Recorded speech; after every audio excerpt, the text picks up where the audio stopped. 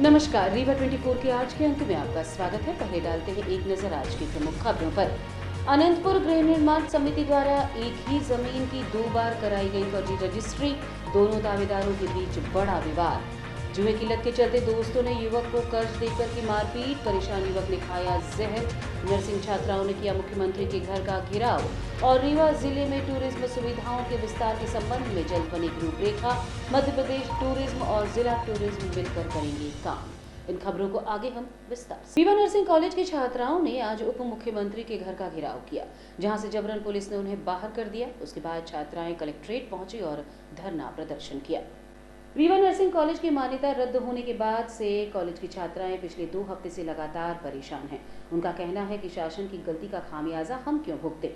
उन्होंने डीन समेत सभी प्रशासनिक अधिकारियों के चक्कर लगाए, लेकिन कोई सुनवाई नहीं हुई।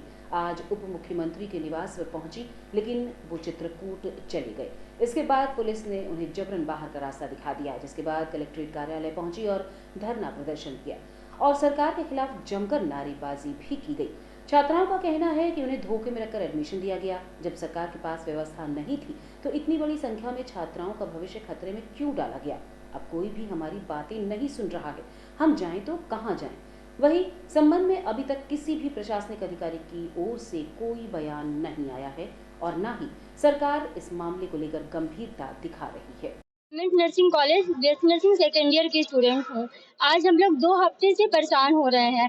कलेक्टर ऑफिस, यहाँ मजिस्ट्रेट के ऑफिस के सामने जा करके, उसके बाद कमिश्नर ऑफिस के सामने जाके डीन सर के साथ घेराव करके हमको डेट पीरियड दिए जा रहे हैं। इनको कोई फर्क नहीं पड़ रहा है कि हम लोग क्या कर रहे हैं, जी रहे हैं कि मर रहे हैं। बात ये है कि हमारी कॉलेज जो है वनसेटिबल की लिस्ट में आ गई है, जिसमें सरकार का दोष है क्योंकि उनके पास बिल्डिंग में जो भी प्रॉब्लम है, इसमें हमारे बच्चों का कोई दोष नहीं है। हम लोग जब एडमिशन लिए थे उस टाइम पे कॉलेज की पूरी मान्यता थी, तो आज अगर कॉलेज अनसुटेबल आ रही है इसमें हमारा क्या दोष है। इसीलिए हम लोग यहाँ वहाँ दर बदर भटक रहे हैं, लेकिन हमारी सुनवाई सुनने के लिए कोई भी आगे आने को तैयार नहीं है। यहाँ तक कि लोग ये तो बोलते हैं डीन सर कि हम बच्चों की रिस्पॉन्सिबिलिटी नहीं ले रहे हैं। अब हम जाएं तो जाएं कहाँ, ये बताइए आप लोग। सबसे पहले तो हम डिप्टी सीएम सर के घर गए थे, पर वो उनका उनको चित्रकूट शायद जाना था, तो वो उधर चले गए थे, तो हम शायद लेट हो गए थे। फिर अब हम लोग यहाँ पे आए, जन सुनवाई में आए हैं।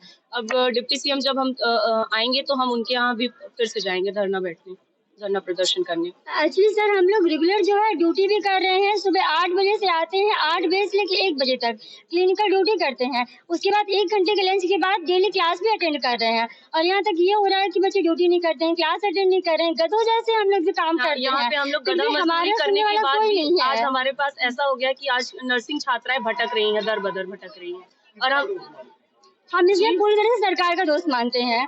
उनकी प्रॉब्लम है ना कि हमारी प्रॉब्लम है। थी तो एडमिशन क्यों दिया गया?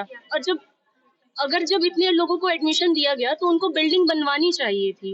और पहली बात तो सर हमारे एडमिशन ही गलत तरीके से हुआ है, क्योंकि जब हमारा एडमिशन हुआ तो जो हमारा अलॉटमेंट आया है उसमें श्यामसा मेडिकल कॉलेज के नाम से आया है, नर्सिंग कॉलेज, न कि जीएमएच के नाम से। यहाँ आने के बाद हमको पता चला है कि जीएमएच हमारी दूसरी है।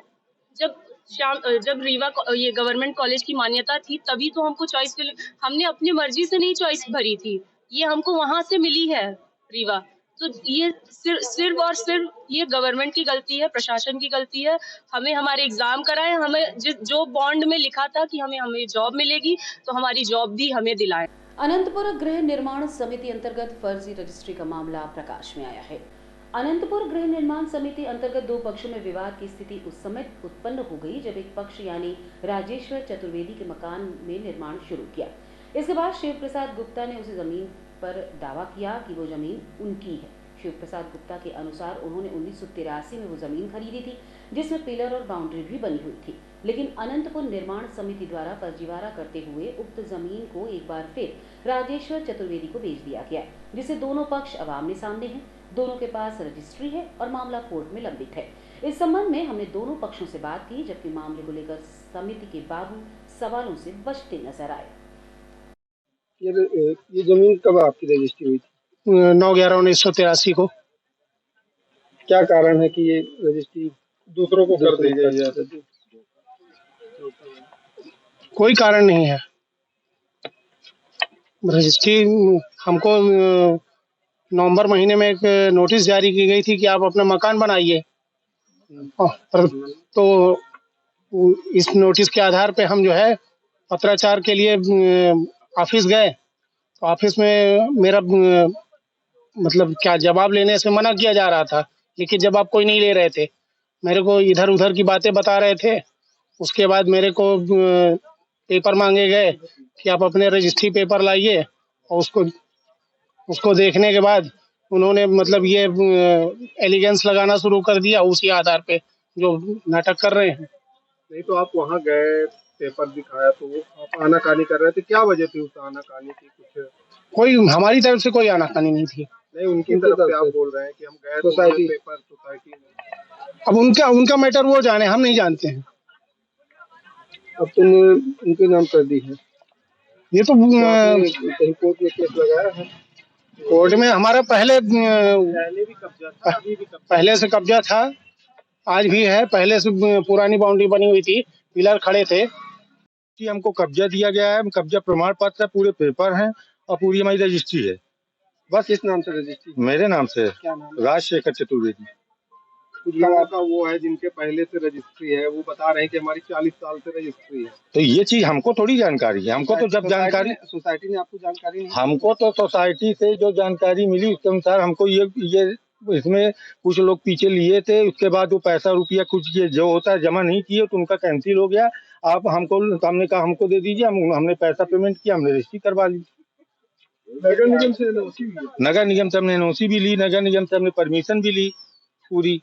अभी रजिस्ट्री कब हुई है? रजिस्ट्री लगभग एक महीना भर हो गया होगा। अब हम धरी है डेट, उसमें 12 तारीख को ही ना। हाँ, हमारी जानकारी ये है कि प्लाट इनके नाम राजशेखर के नाम रजिस्ट्री हो गई है और मामला न्यायालय में लंबित है। ये मैं कहने आया हूँ कि राजशेखर के नाम रजिस्ट्री हो गई, भी काम रुकवा दीजिए। न्यायालय से निर्णय होने पर आप काम लगाइएगा। पहले किसके नाम पे रजिस्ट्री? इसके अलावा हम कुछ नहीं कहेंगे, इसके अलावा हम कुछ नहीं कहेंगे। बस पहले किसके नाम पे रजिस्ट्री है? पहले इनके नाम थी ना, इनके नाम। फिर इनके नाम कैसे हो गई? कुछ हाँ है ना, पत्राचार इनके साथ हुआ। पत्राचार देखिए ना, कारण क्या था? कारण पत्र इनके पास सारे पत्र हैं, पढ़ लीजिए। आप बताएं। नहीं, हम नहीं बताएंगे। हमको सब नहीं याद है। आप उधर घुमाइए, मेरे पास में घुमाइए। गोविंदगढ़ थाना अंतर्गत चुआ की रहने वाली एक युवती दीवार की चपेट में आने से घायल हो गई। पीड़ित सोनम के पिता पीएन त्रिपाठी ने बताया कि उनकी बेटी दीवार के पास खड़ी थी। दीवार मिट्टी की थी और अचानक दीवार ढल गई, जिसकी चपेट में सोनम आ गई और घायल हो गई, जिसे तुरंत इलाज के लिए रीवा के संजय गांधी अस्पताल में भर्ती करवाया गया है। हालांकि पीड़िता की हालत अब ठीक बताई जा रही है। वो दीवार गिर गई है। कहाँ? ग्राम चुआ में। चुआ में जी। तो और कोई घायल हुए कि यही है? क्या कर रहे थे अभी? सुबह गिरा है? हाँ, सुबह गिरा है, करीब 7 बजे करीब। थाना कौन सा लगता है? गोविंदगढ़। ये अकेले थी घर में? क्या नहीं, और आदमी थे, लेकिन वो बाहर थी, खड़ी थी। अज्ञात वाहन की चपेट में आने से एक युवक की मौत हो गई। दोपहर लगभग 2 बजे के आसपास अज्ञात वाहन की चपेट में आने से छिजवार निवासी मिथिलेश की मौत हो गई। इस संबंध में अभी तक कोई जानकारी नहीं मिल पाई है। बताया जा रहा है कि सीसीटीवी फुटेज के माध्यम से घटना के कारण और वाहन का पता चलाया जा रहा है। आपके बाईपास में डीपाल स्कूल के आगे एक गुरुदेव वाटिका का, हाँ वहाँ पे गुरुदेव वाटिका के सामने नहीं ये नहीं मालूम है। वहाँ सामने कैमरा लगे हैं। हालांकि 2 पहिया चला रहे ये मोटरसाइकिल थे? ये मोटरसाइकिल से लौट रहे थे, बहुरी बांध से घर आ रहे थे। तो अज्ञात वाहन? हाँ, अज्ञात वाहन। कब की घटना है? क्या बजे की? ये कल 2 बजे के समथिंग। वो रात? दिन में। रहने वाले कहाँ के? छिजवार के। और रुकेंगे एक छोटे से विराम के लिए। आप देखते रहिए Rewa 24 news. Pentium Point Group of Institutions, a key to success। जी हाँ, Pentium Point Group of Institutions, जहाँ पर आपको मिलते हैं BA LLB 5 year full time programme, LLB 3 year full time programme, Bar Council of India से मान्यता प्राप्त हैं। MBA के 2 year full time programme AICTE New Delhi से मान्यता प्राप्त हैं। पेंटियम पॉइंट टेक्निकल कॉलेज में स्नातक व स्नातकोत्तर के सभी पाठ्यक्रम संचालित हैं, जिनमें प्रवेश प्रारंभ है। हमारा कॉलेज कोड है P500। याद रखिए, सामान्य वर्ग बीपीएल कार्ड धारकों को शिक्षण शुल्क में छूट व SC/ST OBC छात्रों को मध्य प्रदेश शासन के नियमानुसार छात्रवृत्ति। आप संपर्क कर सकते हैं हमारे हेड ऑफिस में, जो है हेडगेवार नगर, रेडियो कॉलोनी के सामने, रीवा, और कॉलेज कैंपस में, जो है करहिया सिमरिया रोड और हरदी सिमरिया रोड, रीवा में। अधिक जानकारी के लिए हमारे फ़ोन नंबर पर संपर्क कर सकते हैं। हमारा फ़ोन नंबर है 07662438035। मोबाइल नंबर पर भी संपर्क किया जा सकता है, जो है 9993208439।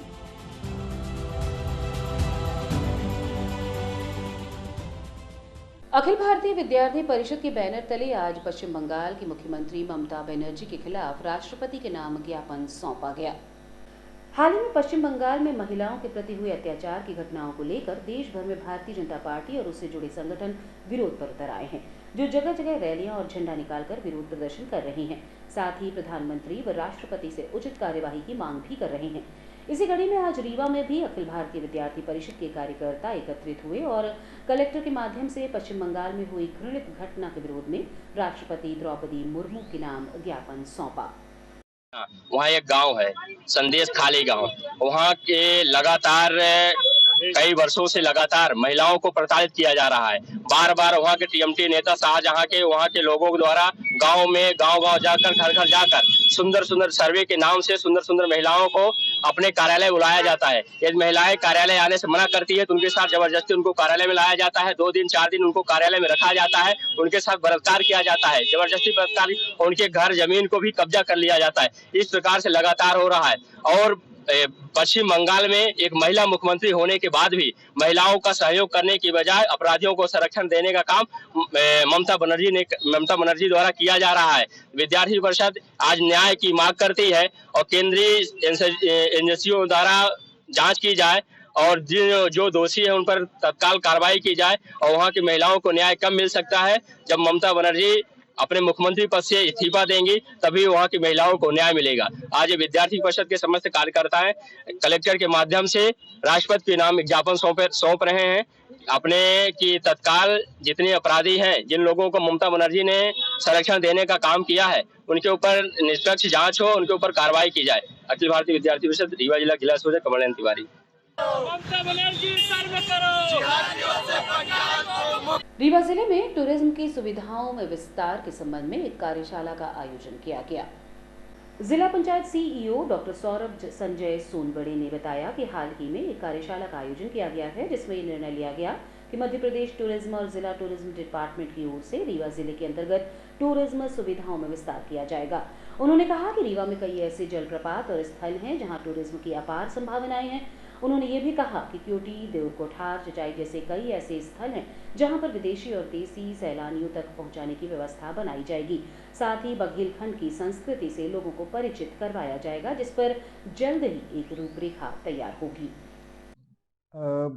मध्य प्रदेश टूरिज्म के साथ मिलके हमारा जो डिस्ट्रिक्ट टूरिज्म काउंसिल है, उसके साथ साथ ये कल एक सेमिनार आयोजित किया गया था। विंध्य क्षेत्र में जो टूरिज्म की अपार एक संभावनाएं है, वो दृष्टिगत रखते हुए हम कुछ चिन्हित कर रहे हैं। कुछ स्पॉट्स जैसे हमारे यहाँ पे बहुत अच्छे वाटरफॉल्स हैं, मुकुंदपुर व्हाइट टाइगर सफारी है, बसामन मामा है, रिलीजियस अपना देउरकोठार है। बहुत सारी ऐसी संभावनाएं यहाँ पर है जहाँ पर हम टूरिज्म का अच्छा यहाँ विकास कर सकते हैं। उसी परिप्रेक्ष्य में लोगों की सहभागिता उसमें हो, इसलिए होम स्टे एवं फार्म स्टे योजना जो मध्य प्रदेश शासन द्वारा चलाई जा रही है, उसकी जानकारी हमने सबको दी। ये एक बहुत अच्छी योजना है जिसमें लोग अपनी टूरिस्ट की भी सहूलियत होगी जो बाहर से आएंगे, और यहाँ की एक इकोनॉमी को टूरिज्म के पर्सपेक्टिव से एक बूस्ट मिलेगा। इसलिए कल बहुत सारे स्टेक होल्डर्स भी आए थे, और खुशी की बात तो ये भी थी कि कल कुछ ऐसे लोग भी थे, उन्होंने ऑलरेडी एक होम स्टे की यहाँ पर शुरुआत कर रखी है, तो उन्होंने भी अपने अनुभव सबके सामने साझा की और उसकी कार्य योजना बना के उसका इम्प्लीमेंटेशन करें। उसका उद्देश्य जैसे मैंने बताया, दो उद्देश्य है। एक तो एक पूरे रीजनल अपना टूरिज्म जो है उसको बढ़ावा देना। जैसे बाहर से कोई लोग आते हैं तो उनको सबसे पहले रहने की सुविधाएं देखनी होती है, और आजकल जो टूरिज्म में जो ट्रेंड चल रहा है कि लोग वहाँ आके वहाँ की जैसे गांव में रहना चाहते हैं, गांव की चीजें देखना चाहते हैं, जैसे बघेली हमारा कल्चर है, तो बघेली कल्चर के बारे में लोग जानना चाहेंगे। वो देखते हुए एक साफ सुथरा सेफ एनवायरनमेंट जो टूरिस्ट आते हैं उनके लिए रहे, और हमारे लोग जो यहाँ पर है उनको भी अपनी एक आय का साधन उसके द्वारा हो सकता है। ऐसे दोनों इंटेंशन शासन द्वारा इसमें सब्सिडी दी जाती है। उसमें प्रमोशंस के लिए जो हमारा टूरिज्म का एक मैप बना हुआ है मध्य प्रदेश टूरिज्म का, तो उसमें भी इसको इंक्लूड करके इसकी ब्रांडिंग भी की जाती है। अगर कोई वहां पर सर्च करे स्टेट लेवल पर तो ये होम स्टेज पूरे रिफ्लेक्ट हो जाते हैं, तो इनका प्रमोशन की पूरी जिम्मेदारी मध्य प्रदेश टूरिज्म। और रुकेंगे एक छोटे से विराम के लिए, आप देखते रहिए रीवा 24 न्यूज। हड्डी जोड़ एवं रीढ़ रोग तथा स्त्री रोग एवं प्रसूति रोग का इलाज एक ही छत के नीचे। विघ्नहर्ता hospital and trauma centre, hotel landmark के पास, रतहरा, रीवा। डॉक्टर संतोष सोनी, पूर्व चिकित्सक, बॉम्बे हॉस्पिटल, मुंबई। हड्डी जोड़ एवं रीढ़ रोग विशेषज्ञ, छोटे चीरे एवं दूरबीन विधि द्वारा हाथ तथा पैर की हड्डियों का ऑपरेशन। गठियाबात, जटिल एवं बिगड़े हुए फ्रैक्चर का बेहतर इलाज करते हैं डॉक्टर संतोष सोनी। विघ्नहर्ता हॉस्पिटल ट्रामा सेंटर में ही स्त्री एवं प्रसूत रोग विशेषज्ञ डॉक्टर शैलजा सोनी भी उपलब्ध हैं, जिनकी देखरेख में नॉर्मल डिलीवरी, सिजेरियन ऑपरेशन एवं बच्चेदानी से संबंधित ऑपरेशन की बेहतर सुविधा। संतानहीन दंपत्ति तत्काल संपर्क करें। विघ्नहर्ता hospital and trauma centre, hotel landmark के पास, रतहरा, रीवा। सुविधाजनक एवं सफल इलाज हेतु आज ही संपर्क करें। विघ्नहर्ता hospital and trauma centre, hotel landmark के पास, रतहरा, रीवा। मोबाइल नंबर 7828781983 अथवा 8462956774 पर।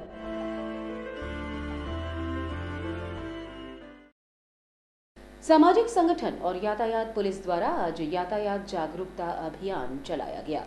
रीवा शहर में आज एक निजी एनजीओ और यातायात विभाग द्वारा यातायात जागरूकता अभियान चलाया गया, जिसमें लोगों को सीट बेल्ट, हेलमेट आदि लगाने की समझाइश दी गई। इस दौरान एनजीओ के वॉलंटियर अपने झंडे, बैनर सहित लोगों को समझाइश देते नजर आए। साथ ही पुलिस विभाग भी सहयोग करता रहा और युवाओं को नशे में वाहन न चलाने की भी नसीहत दी गई।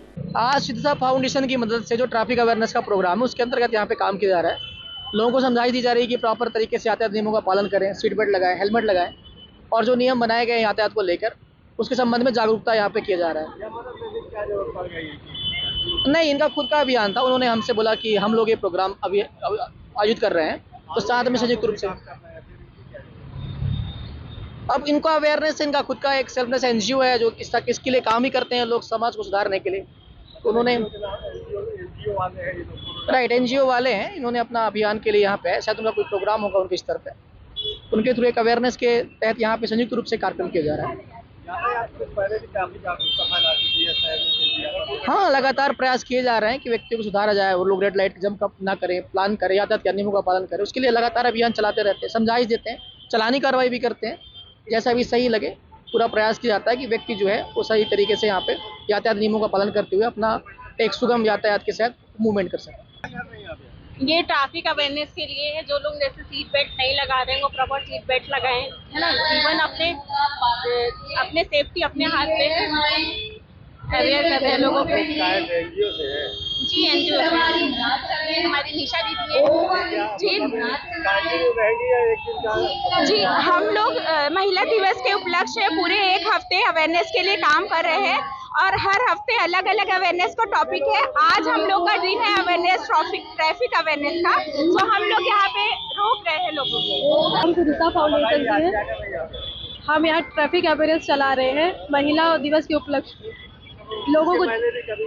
हाँ, हम कर चुके, हम हर बार यही आके करते हैं, लोगों को जागरूक करते हुए हेलमेट पहने अपनी सुरक्षा के लिए, क्योंकि दुर्घटना कभी भी हो सकती है उनके साथ। हम सिद्धसा फाउंडेशन। क्या यूनिक कोड है आपका? कैसे पहचाने कि आप यातायात व्यवस्था? जी, ये सारे जो बैनर्स देख रहे हैं हमारे सारे वॉलेंटियर ये हर चौराहे पे चारों तरफ ये बैनर्स लेके खड़े हैं और हम कैसे कोई यूनिक कोड है जिससे आपको पब्लिक पहचान जाए कि आप यहाँ यातायात व्यवस्था सुधारने के लिए आए हैं? अच्छा, जागरूकता के लिए हम काम कर रहे हैं। हम जागरूकता के लिए काम कर रहे हैं महिला दिवस के उपलक्ष्य में। इससे पहले अपनी तैयारी आपने की, क्या यूनिक कोड है, कैसे आप यहाँ आई है और पब्लिक कैसे जाने की आपको एक प्राइवेट वो दिख रही, मतलब लड़की यहाँ पर सारी ये कोड लेके? हम सारे वॉलंटियर्स हैं, एक एनजीओ के थ्रू हम काम कर रहे हैं। हमने काफ़ी दिनों से ये तैयारी की कि लोगों को सुरक्षा दुर्घटना। आज की खबरों में बस इतना ही। नई खबरों के साथ कल होंगे पुनः उपस्थित। अब दीजिए इजाजत। नमस्कार।